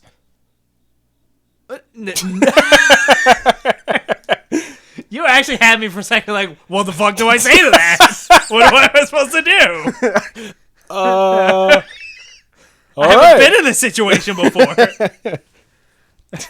So you have the box. You're at home. What is like the actual setup process? Like, do you have to plug it into a computer? So when for it I to got start, it, or- it was, I think, at least like 40-something% charged. So from there, you have to go through like the standard tech stuff of like peeling off all like the stickers and like the extra protective stuff. Some of the most satisfying things to do with new electronics. Yeah. You like adjust it to your setting. Like there are different like spacings for the eyes. There's like 1, 2, and 3. I find 2 to be the best for me. Depends on how close or far away your eyes are from each other. Oh, spacing like horizontal spacing. Yeah. Interesting. Okay. And from there, it's just kind of turn it on, and the controllers were fully charged. I had nothing. I'm pretty sure they're still at 100%. Yeah, that's crazy. That like the headset just dies, and these hand controllers just like, no, we're good. I think they run off AA's. Do they give you AA's? I think they come with AA's, like Just like in them. inside them already? I think so. I think I've seen a picture with us like the side off, and there's just AA's in it. Interesting. Right? But from there, you just kind of hold the power button, and then it kind of... I had to, like, go through... You have to have a Facebook account. Mm-hmm. You go through just, like, the connection setup process. You got to use your phone to help set it up for the most part, but it's, like, less than 20 minutes of just, like, getting everything until, like, you're just pretty there. quick setup. Very quick. So we talked about some stuff last week, but I figured it's good to reiterate some of that stuff. Break down how the like room mapping works, because that seems really cool to me. So there's a few different things you can do. There's two main ones, which is the stationary and then the room scale boundary. Stationary just creates this small little bubble around you wherever you're sitting, based off like your head position. Mm-hmm. So it'll for the most part extend out a little bit in front of you because people lean back. Yeah. But like I can move my head forward and then like block it there and then lean my head back and for like a little extra and whatnot. Or there's the room scale boundary, which when you have the headset on, you will be in a mode called pass-through mode, which it's using the 4 cameras on the headset to basically like create this black and white view that you're seeing through the headset into the real world. And from there, you can see everything that you would see in your house. And using the controllers, you would like point and like draw around you your play space that you will play in. Mm-hmm. So you try to make it a little bigger, but like I could, if I wanted to, move stuff out and like have an entire room and it'll just know that. And I can go into a different room and make another thing and it'll remember numerous different boundaries at once. It's something about that. The same thing last week. That just kind of blows my mind. It's cool. I can go from a stationary boundary and like get up and like go into another room and it'll be like, all right, this is kind of far. Hey, I remember this being here, and then just boom, I could just walk in. And you just never have to take the headset off. Yeah, it'd just be like, all right, click, yep, all right, I'm in. That's really cool. There's another thing too in experimental features where you can like in stationary mode or like couch mode. You can look and like see where your couch is and like create a little spot for like sitting on the couch where in your environment and like your hub, a couch will spawn and you can sit down on your couch and you can look around and you're sitting on a couch. That's kind of cool. It is. I haven't actually we're just like done it yet. We're getting one step closer to like fucking the Oasis Ready Player One shit. It's insane. The hand controllers, because they're so like my experiences with PlayStation VR. Yeah. Other than at a PAX many years ago before VR was out, that's my only VR experience. Yeah. Use the Move controllers for those. Those things kind of suck. So like, the hand controllers on the Quest 2, do they like? They look very different. First off, like, do they like how is it like pressing the buttons and stuff? Like, does it all feel normal, like natural? It's weird because the way I think of it is even compared to the motion controllers for PlayStation, it feels like you're holding Joy-Cons. But okay, unlike those, like on the one Joy-Con you have ABXY. On both motion controllers for PlayStation, you have all those buttons on both just in case. Yes. On the Quest, you have A and B on the right one and X and Y on the left one. So if you're using buttons, you it's both. Like it is, but like you only have those two on one controller and the other two on the other controller. Okay, so that I could see that feeling better. It's something to get used to. Okay. Because what I expect is, all right, now I have these buttons on my one hand and I have these buttons on my other hand. But now it's like, all right, I have half the buttons on one hand, half the buttons on the other. On top of that, you have little sensors underneath the button area. Okay. So as I'm looking down, I have my thumbs hovering over a button, and I can see my thumbs hovering over that spot. And like I can put my Oh, it's like sensing your actual thumb there. yeah, it might be like in like the hub menu, because in the hub you can see the controllers and like you can see an outline of a hand. If I have my thumbs hovering over the X button or the B button, it'll show that. If I move them up a little bit to hover over the other buttons, it'll shift. If I hover over the joysticks, it'll show me that I'm hovering over them. Interesting. It's same thing when it comes to the triggers and like the whatnot. It'll show my pointer fingers when they're closer to the triggers than when they're not. That is like, again, like kind of crazy. It's weird. Like everything you're describing feels like so high tech that it feels like just to be clear, it's not like this was a sponsored thing for us to like hype this up. No. Like it kind of sounds like this would be more. How much was it? 300? 300. This sounds like it would be like an $800 setup. Yeah. Like it doesn't sound like a $300 device. It's weird because it's at a point now where it's becoming more normal than it has been, but to the general populace, it's still like crazy. Right. But for the people like in the know, we're at the point where it's like, all right, yeah, $300, that's great, and it does all this. Yeah, that sounds right. Right. Yeah. But it's still, when you actually still use it, it's like, yeah, this should be a lot more money. This is just like cool. it's very, because it's still like, it's still very new to gaming in general. Yeah. Like I know it's been around for a while, but in the grand scheme, it's still new. Yeah. And it's still a growing thing. It's like a little baby still. Mm-hmm. But besides the triggers, like I said, you have those like secondary triggers that are like the side buttons that you would use like your middle finger on. And as it depends game per game, because when I think about it is, you know, when you play like a Switch game and you get used to that button layout, and then you go to like a PlayStation game, it's like it fucks you up. Such a fucking issue because so I'm like pretty used to both a PlayStation and an Xbox controller at this point. And then you have the fucking Switch. Fuck you, Switch.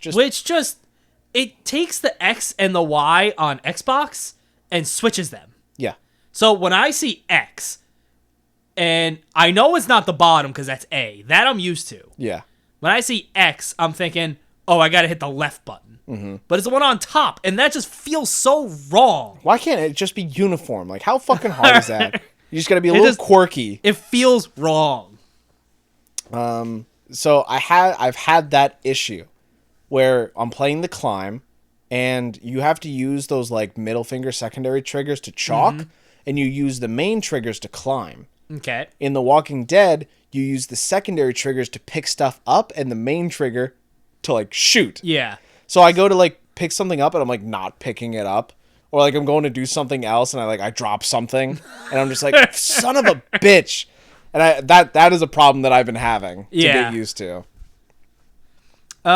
So again, it's something we talked about a little bit last week, but when I think of PlayStation VR, and I haven't played it for a while, and I know they have like the updated one. I have the original one. Yeah. When I think of that screen that's in there, it just like everything has like a blur filter over it. Yeah. The one thing that I enjoy about PlayStation is they have the button that you can hold on to like the headset itself and like shift it closer and farther away from you. So yeah, I was gonna ask about that, but like yeah. The way they try to do it on the Oculus is on the actual like lenses themselves that you're looking into. They're shaped in a way that no matter which way you're looking at it, it should be as clear as possible. It's still gonna be blurry. We're just not at the point where it's just not gonna be blurry. There's still gonna be a good amount of blur going on, but like in certain moments, it'll be so much clearer than PlayStation. So okay, I was gonna say, would you say it's still an upgrade over that? Absolutely. Okay. So yeah, like kind of what I was getting at, like how does it fit and how adjustable is it for you to like when you're putting headphones over it or when you're like trying to make it fit to your face, does that all kind of work well? I think it does. It has the two straps, the one that wraps around like the back of your head and then the one that like kind of goes from the headset over on top of your head that connects to that one. They're also the headphones are built into these adjustable pieces on the side that the straps are into. So if you're having it on, you can like lift those up along with the strap. So I can put the headset on and then wrap the strap around my head. Oh, okay. So they definitely thought of it. It'll like kind of lower itself and like adjust to that. So you won't have to like struggle every time. It's pretty Okay. like just put it on. Okay. You just put it on. The adjustment for the eyes are nice. I had it on 1 when I first started. I'm like, this shit don't work. And I accidentally put it to 3, not knowing there was a second setting. I'm like, this shit don't work either. I guess I'm sticking to 1. And I set it to 2. I'm like, this is as good as it's gonna get. So still like not quite perfect, but Yeah, but it's the best it is. okay. And then from there, like you can adjust the straps to be a little tighter or a little looser if you want to try to get that little extra bit of focus and like try to get the little blur out. But no matter where you go, it's going to be a little blurry. You get used to it. Whatever's closer to you is going to be the clearest.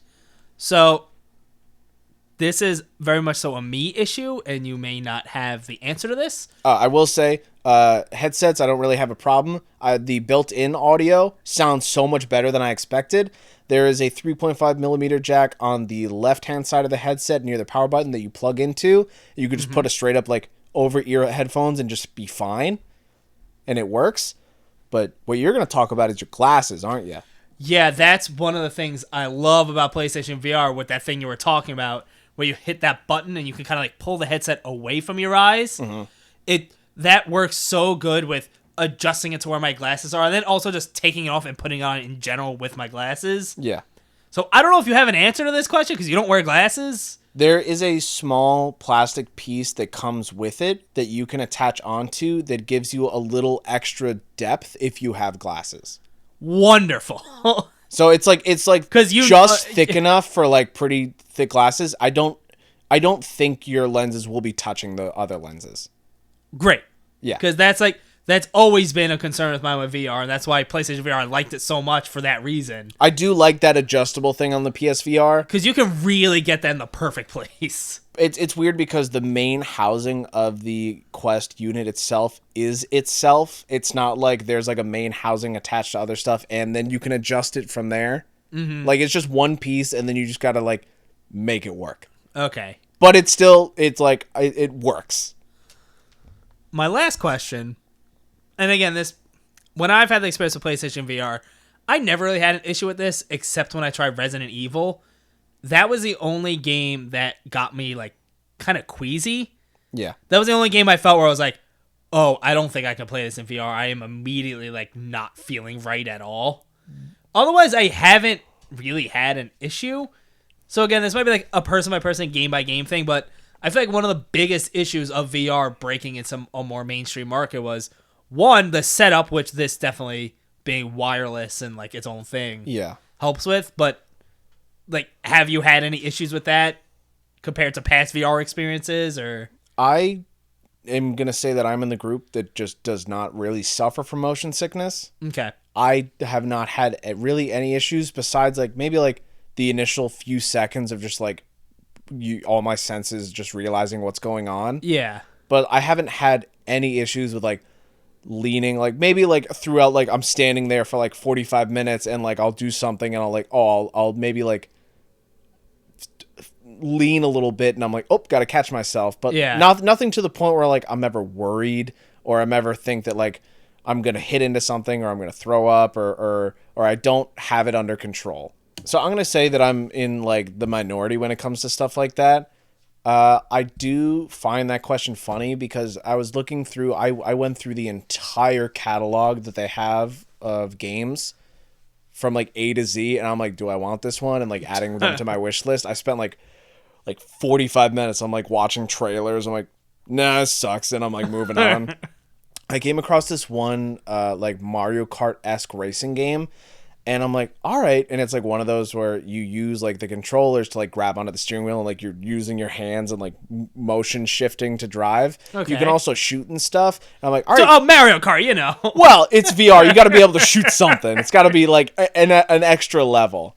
So I'm like, all right, you know what? This seems kind of cool. Like I want like a fun little racing thing. And I go down to the reviews and some people are like, watch out, bad motion sickness. Even if you think you're good, play VR for like 5 to 6 months and then try this game. And I'm thinking to myself, fuck that shit. Did you try it? Not yet. Okay. And I will when time comes, but like, I don't. So are you saying you're gonna wait the 5 to 6 months? I'm not waiting I'm waiting until I have the money. And like, I was saying this, I get these digital games and I create such a backlog and I just don't fucking touch any of them. So I'm like, all right, I got Vader Immortal, beat it. I got The Climb, beat it. I got Walking Dead, and I have another one that was on sale for half off, so I got that. I'm like, all right, I want to play these two, and then I'll move on and get another one. That makes sense instead of just stockpiling for no reason. Yeah. So I'm going to wait until that, but I'm just like, I don't believe it. And it's definitely not going to be 5 to 6 month wait before that happens. So I thought of one more question that I wanted to ask. Okay. PlayStation VR, even when I push the thing like all the way to my face, I feel like I can still like with my eyes look down and then I just like see the floor and my feet and stuff. So does this have like kind of a better covering, or is it still like you can kind of break out of it like that? There's a better covering. I'll still notice like there's a small gap on either side of my nose where I can look down, and it's funny because like I'll look down and it'll break like the tiniest bit of immersion, and then I look back up and I just like my brain blocks it out because I'm back in it. Okay. But like there are times and whatnot, and there are times where I'm like, all right, I just want to send a text real quick. And so I have to like, I'm pulling it up a little bit further because I can't see enough to text. I'm like, what the fuck? So I'm like holding it slightly up with one hand, like an inch up, and I'm like texting with one eye. And I'm like, all right, send, back in it, and just keep going. Why did you do the motion like you were typing in the air? Man. You said back in it and then started typing directly in front of your face. I don't fucking know, man. Fuck you. I'm back in it. I guess that's gonna... like, woo. No, it definitely wasn't a woo. And I'm back at work. It was more like that. That's gonna do it for my Q&A with you. That was this kind of felt like a warm up for when like eventually we start interviewing actual people. Right. I'm ready. We got it. There was nothing else games wise, I don't think. So I guess we're gonna move on to news. Felt like a pretty light week overall. I didn't find a lot that I cared too much about. Me either. Like there was some things that like a lot of people seem to be talking about, and I was kind of like, whatever. It felt like it was being made a thing out of because there was nothing else to talk about. Right. I guess one of the things is I'm going to talk about this, and I'm maybe not the happiest. I'm sure you saw what's going on with RGG. Yeah. Yep. Yakuza creator Toshihiro Nagoshi. Now, we talked about this a few weeks ago, where it was like the reports were coming out that he's probably going to be leaving for NetEase. Like he's probably leaving Sega and RGG. He did officially. He didn't actually say he's going to NetEase or what his next steps are. Considering the timing of this, I would imagine those reports are pretty accurate. Yeah. So on one hand, it's like, cool. I would love to see what else this dude can come up with. Because, like, obviously, I'm super attached to this series. Yeah. Also, leaving with him was Daisuke Sato. He was the head of the studio for 9 years. Not quite head honcho, but, like, basically directing things. Yeah. The new director will be Masayoshi Yokoyama. He was previously a series producer. He was the head writer for Yakuza 5. He has been with the series since day one. So that is a little like... That's a long time. Yeah, that does... It gives me a little more like, okay, someone who's been here from the beginning and has been heavily involved in all the games. Yeah. Is going to be leading the charge. He basically said that like he wants to create future Yakuza games that still have this familiar feeling, but are a little different now. Yeah. Which, like, I'm open to it. I'm okay with it. I love my yearly Yakuza or spin-off Yakuza release at this point of, like, this is just comfort food for me. I know what I'm getting. I'm going to fucking love it. So I hope that doesn't change too much. But then they put respawning enemies in it, and they changed the way ammo works. No, they made it turn-based. Yeah, and it sucks. But they, amidst all this, he also basically said, like, yeah, we're making a sequel to Like a Dragon. Which, of course they are. Yeah. But they never officially announced it. This is the first time it's been official, like, someone there saying, like, yeah, we're working on it. Yeah. So, I guess we got an official announcement out of that, too, which I really enjoyed that cast of characters, so Yeah. I'm excited to see that. Just give us the option, man. That I don't think that's ever going to happen. It's going to be the Judgment line and the Yakuza line. So yeah, little sad, but nothing lasts forever. And we got a lot of Yakuza games from those people. Yeah. So I'm interested to see where it goes moving forward, how different it is and stuff. Speaking of sad, GTA Remastered Trilogy officially announced from Rockstar. Aww.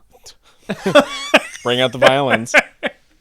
After weeks of rumors and teasing and shite, they just were like, hey, 30 seconds. Yep. See you soon. And just pieced.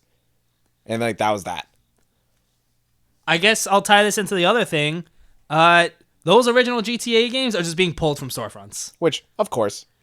That feels wrong, though. Yeah, but why would you buy those when you could spend more money on these? I think you should have both options because You should have gotten it. those old games are not the remastered version. You should have gotten They're it. the old ones. I got them. I- Physically. Well, okay, yeah, I have.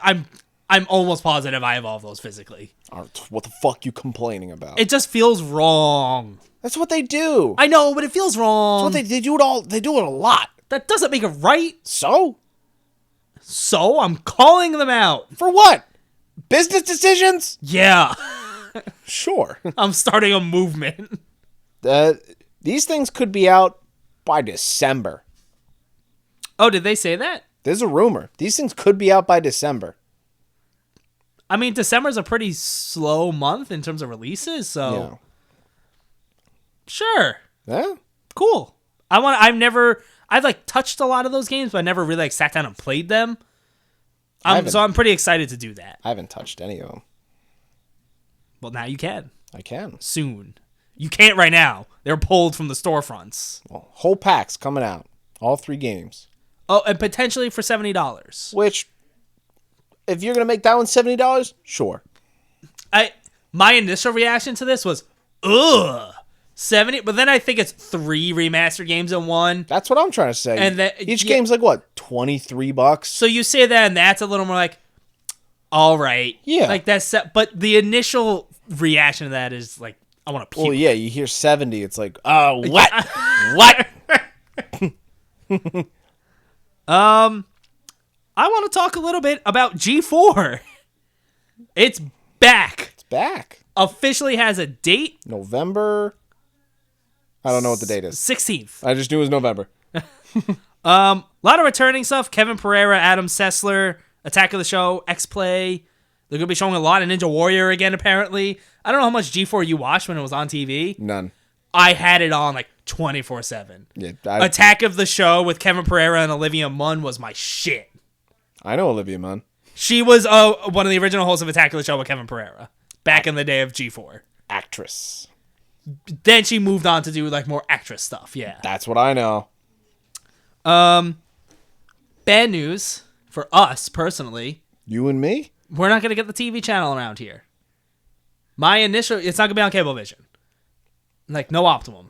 My initial reaction was, I would love to have this on at work all the time.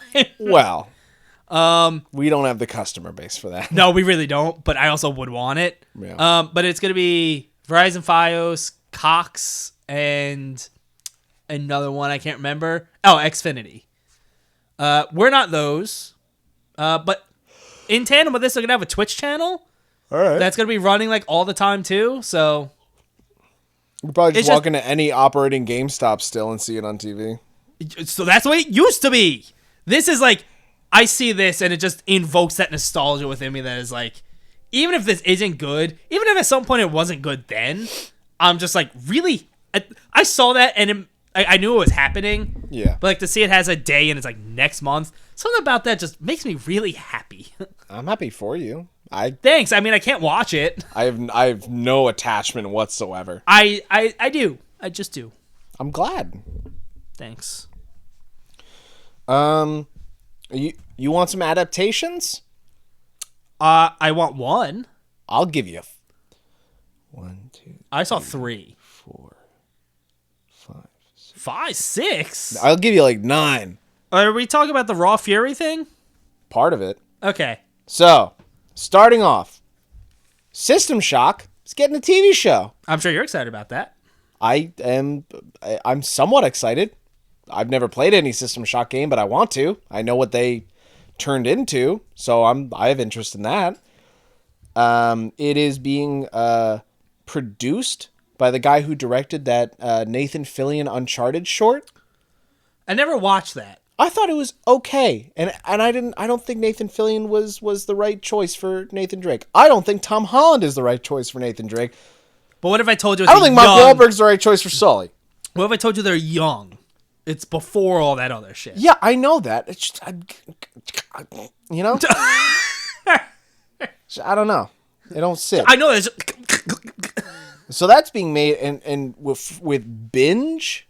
Do you know Binge? I know what it means. It's a service. To binge. It's a service No, or whatever. I never heard of that one. Anyway, we got DJ2 Entertainment working on film and TV adaptations for Sable, Night Call, and Mosaic. Yeah, a lot of Raw Fury stuff. I've never played Night Call or Mosaic. I have Mosaic on my wish list. I want to play it.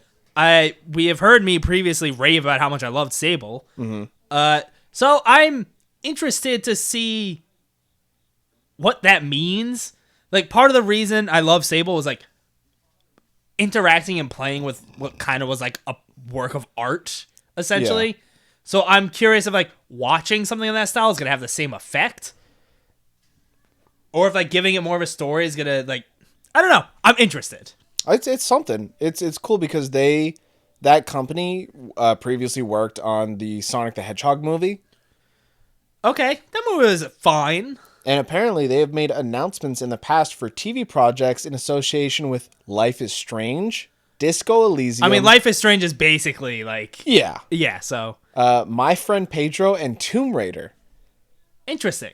Very interesting. A lot of Square Enix stuff there. My Friend Pedro, really? What the fuck? Yeah, that one's kind of left field compared to the rest. Absolutely. Like, what the fuck do you do there? I played the game, and I enjoyed it, but like, what?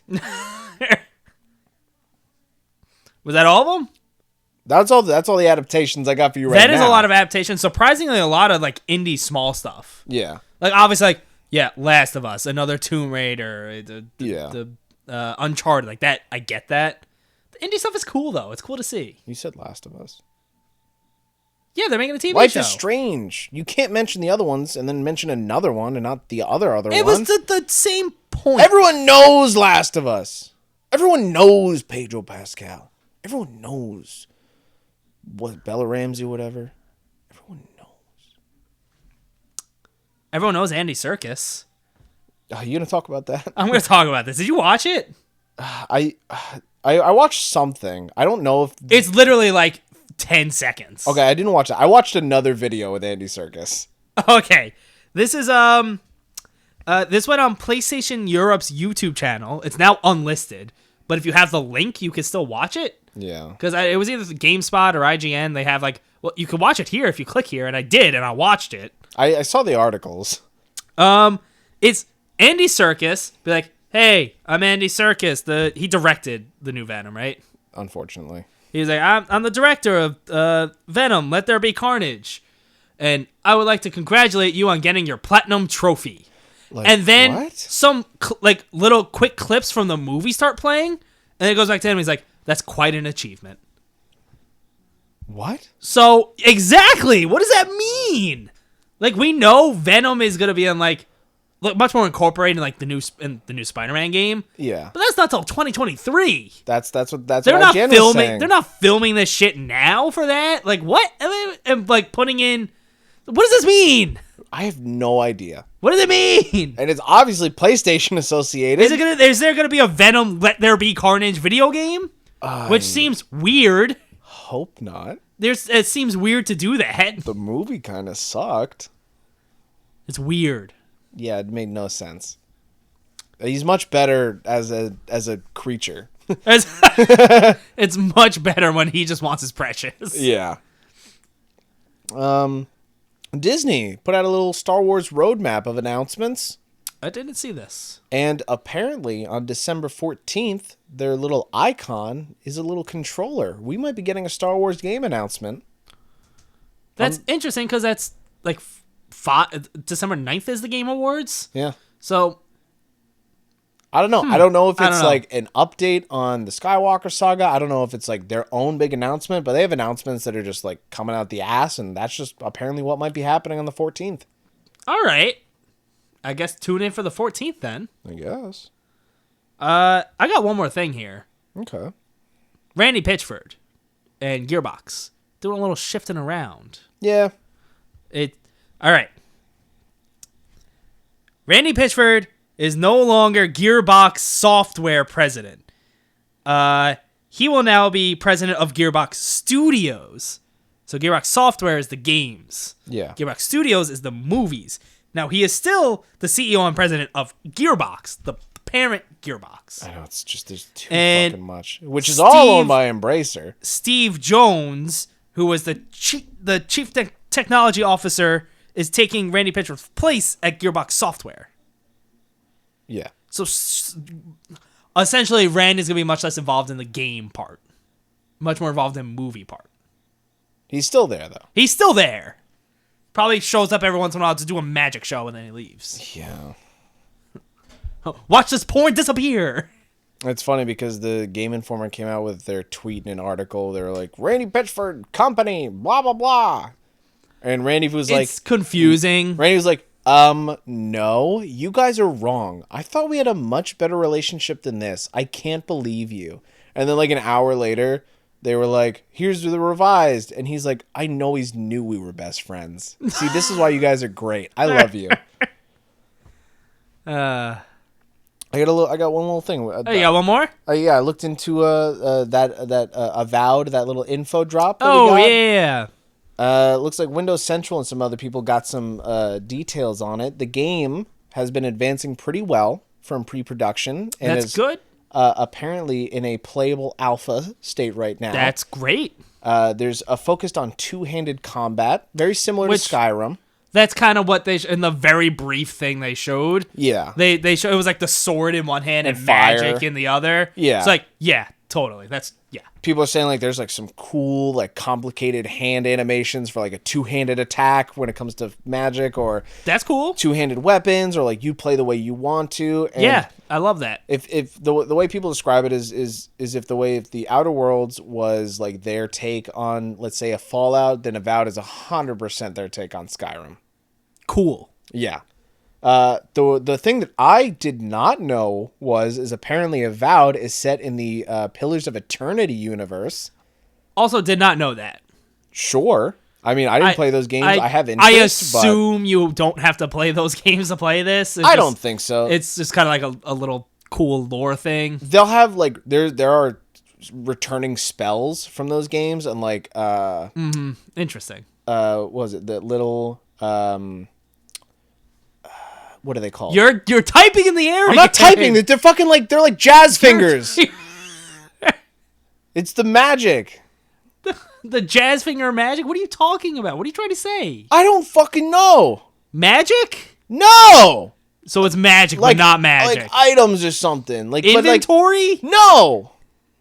I can't fucking remember. Staffs? No. It's Potions? Like no. It's like they have spells returning and then blank. I don't fucking remember. I didn't fucking write it down. I don't know what you're trying to say. Describe it. Returning spell. I just wrote returning spells and items. They had a better word. I don't fucking know.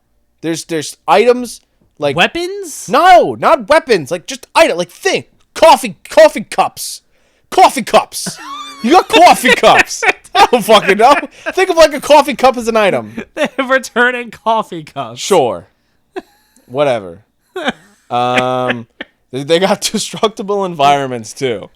So, okay. So think about like there's shit blocking a doorway. You cast fire on it, and it like burns away, and you can go through. That is very interesting. Yeah. That. Because I wasn't sure what they meant when they said destructible environments, because I immediately thought like Red Faction and Battlefield as. That's immediately where my mind went. Like, yeah. okay, I'm just gonna break down any wall I can. Yeah, but it seems like it's gonna be more like maybe puzzle based or. Okay, that makes more sense. Yeah, on like a need basis. And that's what I want to see more of that.